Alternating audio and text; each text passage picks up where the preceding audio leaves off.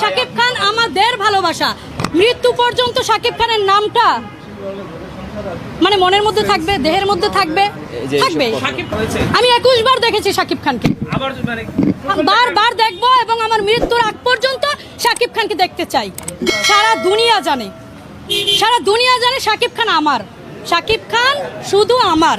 শাকিব খানের ছবি বড় বড় ব্যবসায়ীরাও না দেখে এবং বড় বড় ব্যবসায়ীরা শাকিব খানের পাশে 1 সেকেন্ড এভাবে দাঁড়ায় থাকার জন্য এখন হুম রেখেছে। ভাইয়া আমাদের মধ্যে ঈদ অলরেডি, সকাল থেকে ঈদ অর্ধেক হয়ে গেছে। এখন কখন মনে হচ্ছে যে কখন মুভিটা দেখবো আমরা, ঠিক আছে, কখন বেলা যাবে, কখন ছবি দেখবো।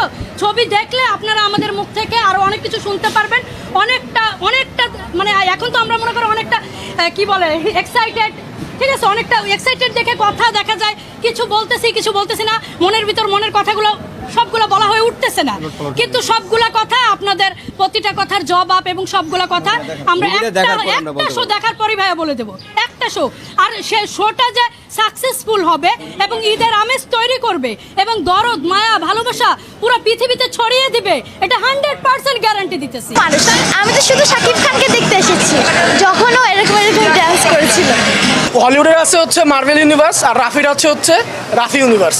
খুবই সুন্দর হয়েছে। তাণ্ডব প্রজেক্ট আসতেছে, ওই হোপফুলি খুব ভালো একটা মুভি হবে এবং হচ্ছে আমাদের ইন্ডাস্ট্রি আগাচ্ছে। থ্যাংক ইউ বরবাদকেও থ্যাংক ইউ, তাণ্ডবকেও থ্যাংক ইউ। ওইটা আমার টাকা হবে, আমার টাকা, ওইটা আমার টাকা।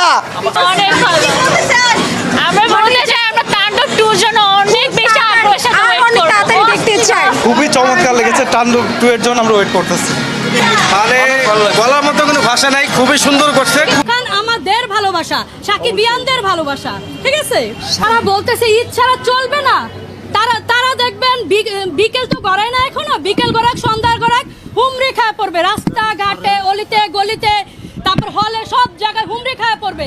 তার প্রমাণ কালকে দিয়ে দেব, পরশু দিয়ে দেব। প্রত্যেকটা শো আমরা হলে দেখবো, ঠিক আছে, প্রত্যেকটা শো আমরা হলে দেখবো।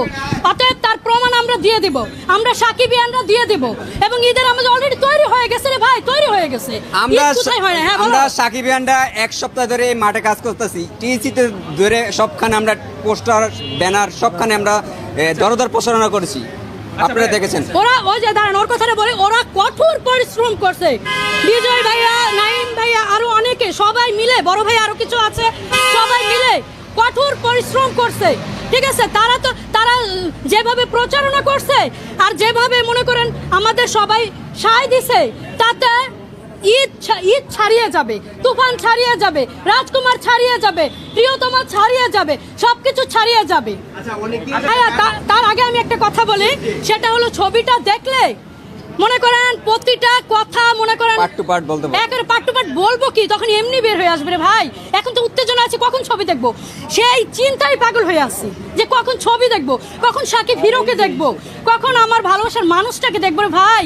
দেখার জন্য দিনের পর দিন, মাসের পর মাস অপেক্ষা করি, সেই জায়গায় এখন তো প্রতিটা সেকেন্ড, প্রতিটা ঘন্টা মানে যাচ্ছে না।